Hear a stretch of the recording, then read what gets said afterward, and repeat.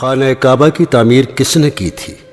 حضرت آدم علیہ السلام جب جنت سے زمین پر تشریف لائے تو بارگاہ الہی میں عرض کیا، خدایا میں یہاں پر نہ تو ملائکہ کو دیکھتا ہوں اور نہ ہی یہاں پر کوئی عبادت گاہ دیکھتا ہوں، جیسا کہ آسمان پر بیت المعمور دیکھتا تھا جس کے ارد گرد طواف کیا جاتا تھا۔ اللہ تعالیٰ نے فرمایا، اے آدم تم زمین پر کعبہ کی تعمیر کرو اور اس کی طرف رخ کر کے نماز ادا کیا کرو اور اسی کا طواف بھی کیا کرنا۔ کعبے کی تعمیر میں تمہاری رہبری حضرت جبرائیل علیہ السلام کریں گے۔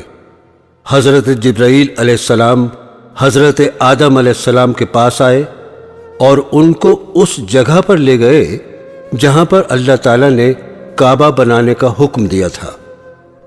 حضرت جبرائیل علیہ السلام نے سب سے پہلے نشاندہی کی، پھر اس کے بعد 7 زمین تک کعبے کی بنیاد ڈال دی، جس کو فرشتوں نے 5 پہاڑوں سے لائے گئے پتھروں سے بھر دیا اور اس کی چاروں طرف سے دیواریں بنا دی۔ بعض روایات میں آیا ہے کہ حضرت جبرائیل علیہ السلام آسمان سے بیت المعمور اٹھا کر لائے اور اس 4 دیواری کے بیچ میں لا کر رکھ دیا، جس کی طرف رخ کر کے حضرت آدم علیہ السلام نماز ادا کرتے رہے اور اس کا طواف بھی کرتے تھے۔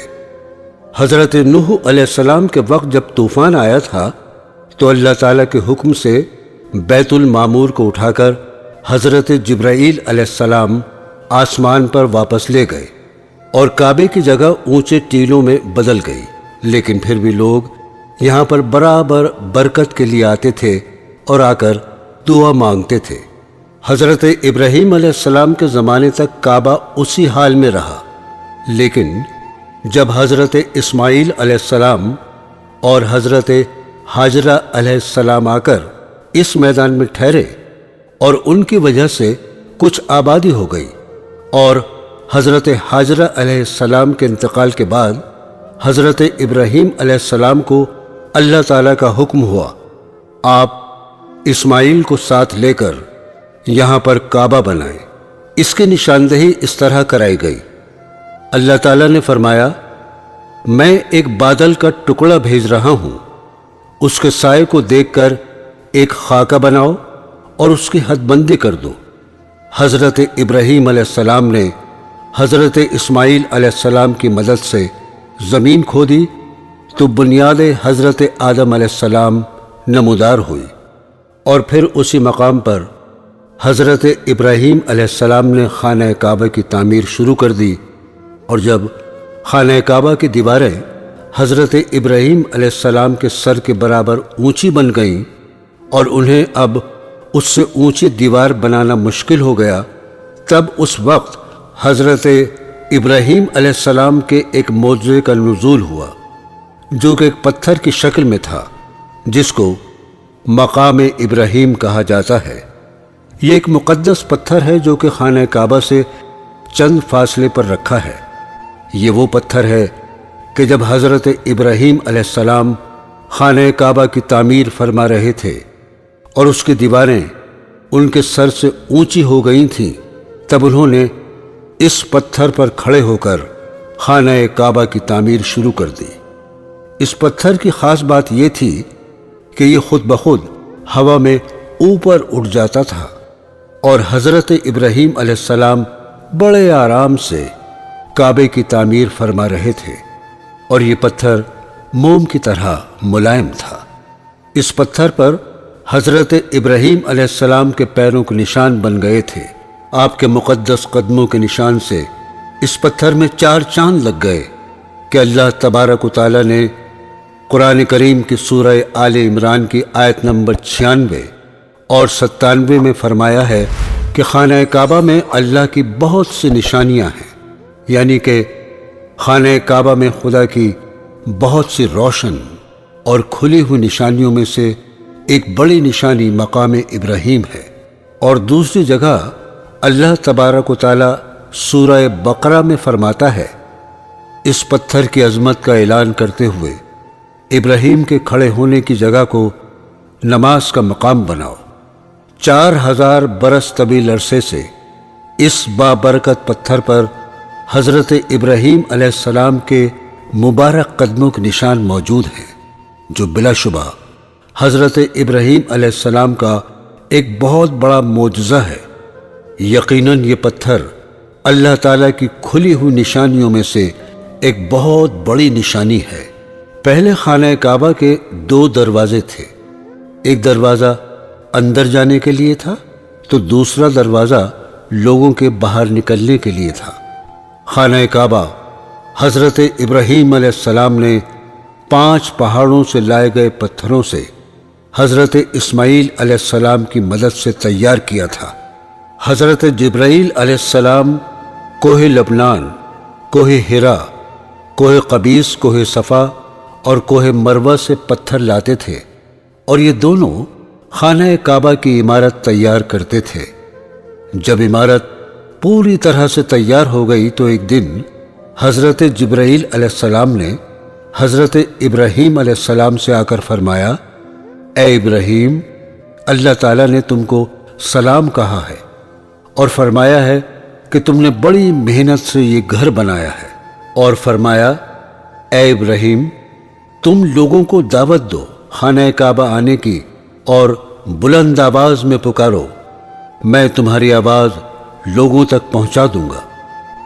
حضرت ابراہیم علیہ السلام نے ایک اونچی پہاڑی پر چڑھ کر بلند آواز میں کہا کہ اے لوگو، تم پر اللہ تعالیٰ نے حج فرض کیا ہے، اس لیے تم کو خانہ کعبہ آنا ضروری ہے۔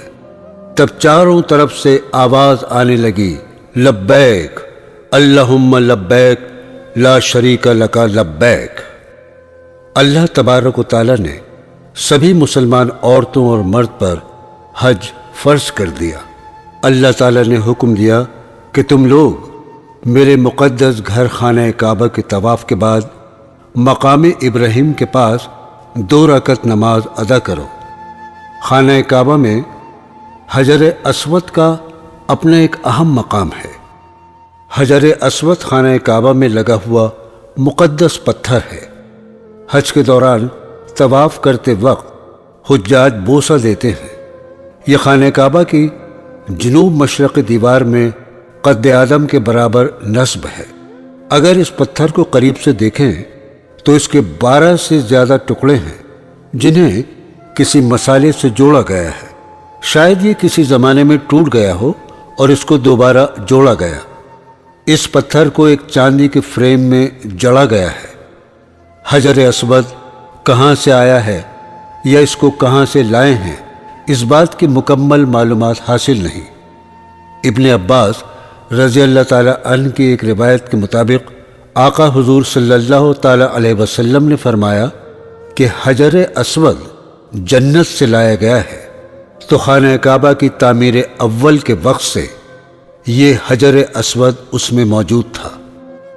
606 عیسوی میں جب سیلاب آیا تھا، اس وقت کعبے کی عمارت کو نقصان پہنچا تھا اور قریش قبیلے نے اس کی دوبارہ تعمیر کی۔ جب دیوار قد آدم تک پہنچ گئی تب حجر اسود رکھنے کا مسئلہ درپیش آیا تو قبائل میں جھگڑا ہوا۔ ہر قبیلے کی خواہش تھی کہ یہ سعادت اسے ہی نصیب ہو۔ نبی کریم حضرت محمد صلی اللہ تعالیٰ علیہ وسلم نے اس قصے کو طے کرنے کے لیے یہ طریقہ اختیار کیا کہ حجر اسود کو ایک چادر میں رکھا اور تمام سرداران قبائل سے کہا کہ وہ چادر کے کونے کو پکڑ کر اٹھائیں۔ چنانچہ سب نے مل کر چادر کو اٹھایا، اور جب چادر اس مقام پر پہنچی جہاں حجر اسود کو رکھا جانا تھا تو آپ صلی اللہ تعالیٰ علیہ وسلم نے اپنے مبارک ہاتھوں سے اسے دیوار کعبہ میں نصب کر دیا۔ حضرت عبداللہ بن زبیر کے دور میں کعبہ میں آگ لگ گئی تھی، جس سے حجر اسود کے 3 بڑے ٹکڑے اور کچھ چھوٹے چھوٹے ٹکڑے ہو گئے تھے، جنہیں عبداللہ بن زبیر نے چاندی میں منڈوا دیا تھا۔ رکن یمانی اور حجر اسود کے درمیان کی دعا: اے اللہ، میں آپ سے معافی اور دنیا و آخرت کا سوال کرتا ہوں اے رب ہمیں دنیا اور آخرت کی خوبی عطا فرما اور عذاب دوزخ سے بچا۔ رکن یمانی کے بارے میں ارشاد فرمایا گیا ہے کہ 70 فرشتے مقرر ہوتے ہیں۔ جو شخص یہ دعا مانگتا ہے تو فرشتے آمین کہتے ہیں۔ اللہ تبارک و تعالی ہم سب کو حج کی توفیق عطا فرمائے اور ہم سب کو اللہ کے گھر خانہ کعبہ کا دیدار نصیب فرمائے۔ آمین ثم آمین۔